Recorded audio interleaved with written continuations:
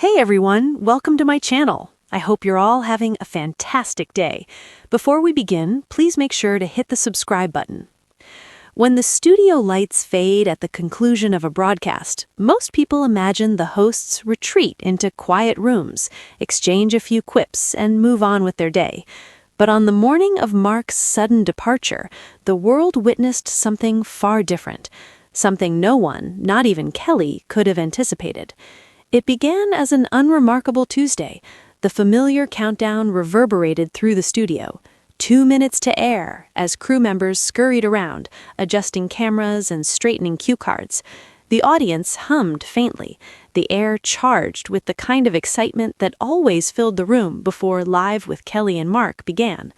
Kelly sat in her usual spot, glancing through a set of notes she already knew by heart. Mark hadn't arrived yet, which was unsettling.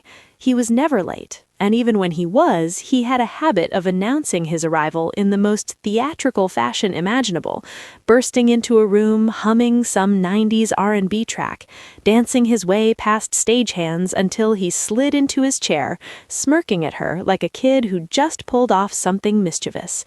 But today there was no singing, no dancing, no Mark. At first, she dismissed it. Traffic, a wrong turn, a coffee mishap, something mundane, something fixable.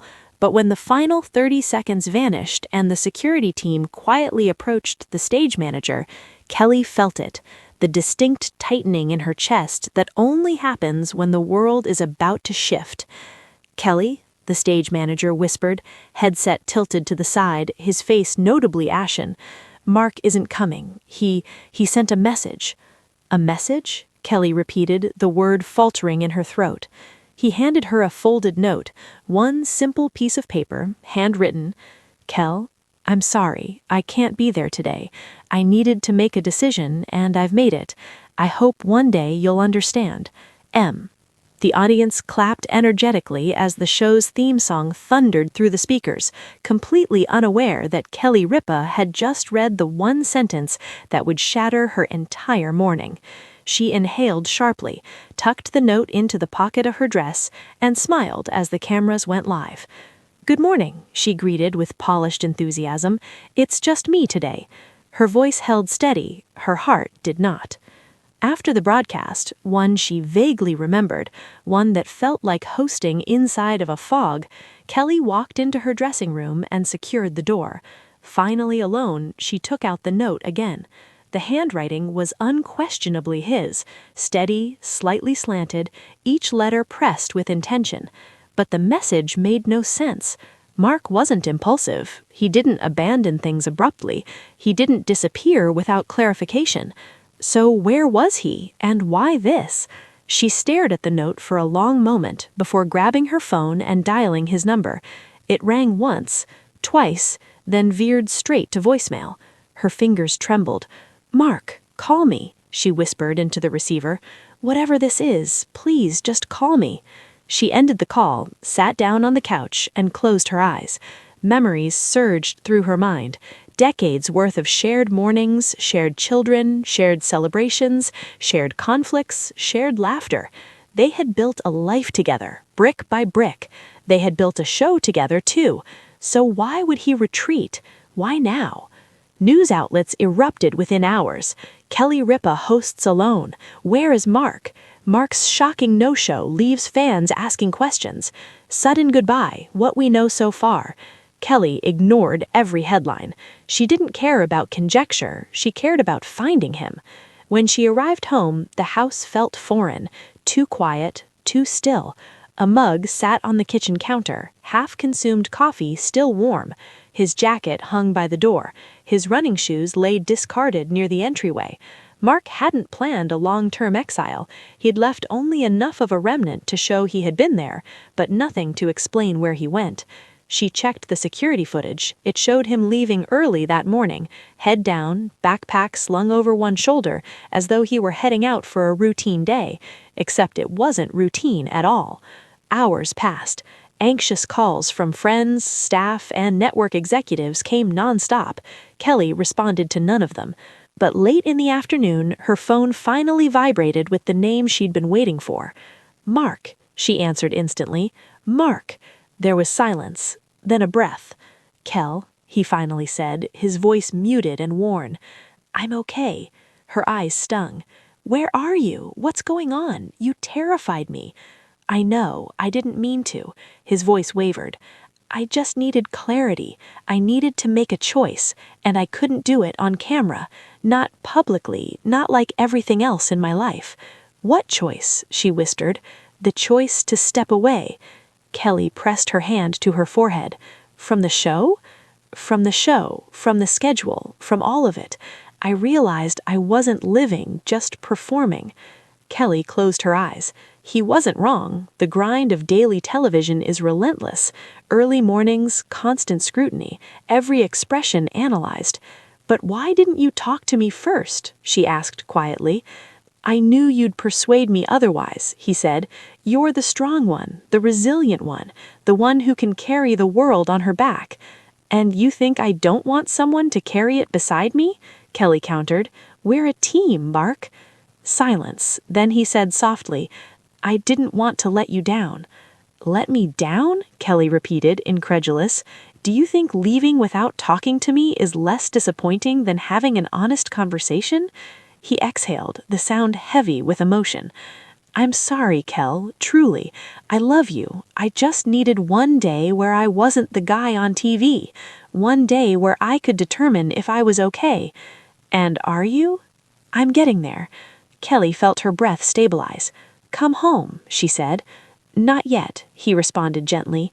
"I need one night to breathe, one night to sit with the decision before I face the consequences." She understood. She resented that she understood, but she did. "Promise me you'll call again tonight," she whispered. "I promise."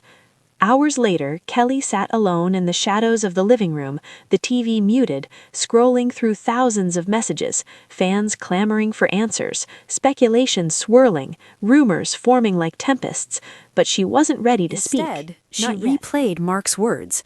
"I wasn't living anymore. I just needed space. I didn't want to disappoint you."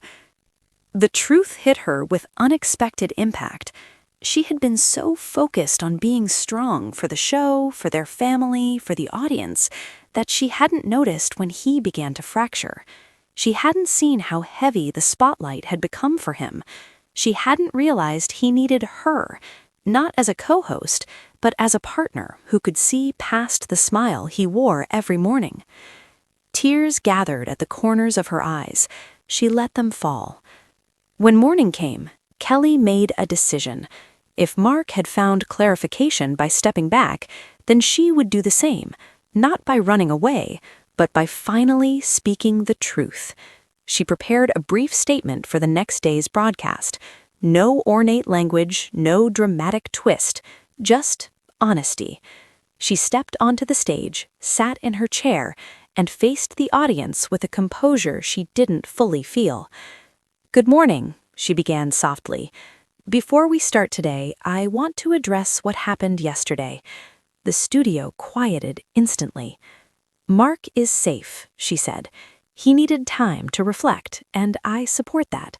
Sometimes the hardest decisions are the ones we don't know how to explain in the moment." She paused, steadying her breath. "Life in front of a camera is beautiful, but it can also be overpowering." Mark realized he needed to step back, not because he doesn't love the show or all of you, but because he needed to reconnect with himself. A murmur rippled through the audience. "And I'm proud of him," she added, her voice trembling slightly. "I'm proud he chose honesty over pretense. I'm proud that he listened to what his heart was telling him." She offered a small smile. "He'll speak for himself when he's ready. Until then, thank you for understanding." The audience applauded softly, respectfully. Kelly exhaled. She had spoken not as a host, but as a wife, as a partner, as a human being. And for the first time since that folded note had landed in her hands, she felt a slender flicker of peace. That night, her phone buzzed again. "Kel?" She smiled. "I watched the sunrise today," she said softly, "and I realized something." "What's that?" Mark asked. "You don't owe the world an explanation, but you owe yourself joy, and I'm with you, whatever that looks like." Mark's voice cracked. "I'm coming home."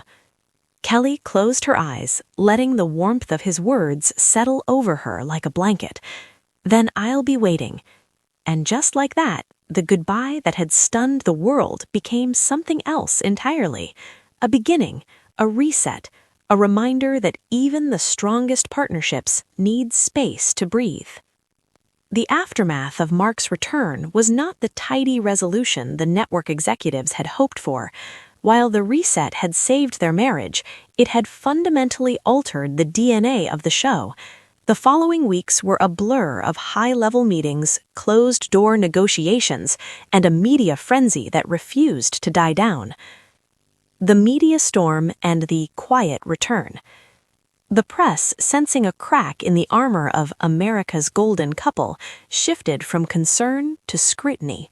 Tabloids began dissecting every frame of the broadcast, looking for signs of tension. Paparazzi camped outside their townhouse, hoping for a shot of a scowl or a separate car. Inside the home, however, the atmosphere was markedly different. For the first time in 20 years, the television remained off. Mark spent his mornings in the garden or walking through Central Park, anonymous under a baseball cap and sunglasses, relearning how to be a person who didn't have to be on by 9 a.m. Kelly, meanwhile, navigated the corporate fallout.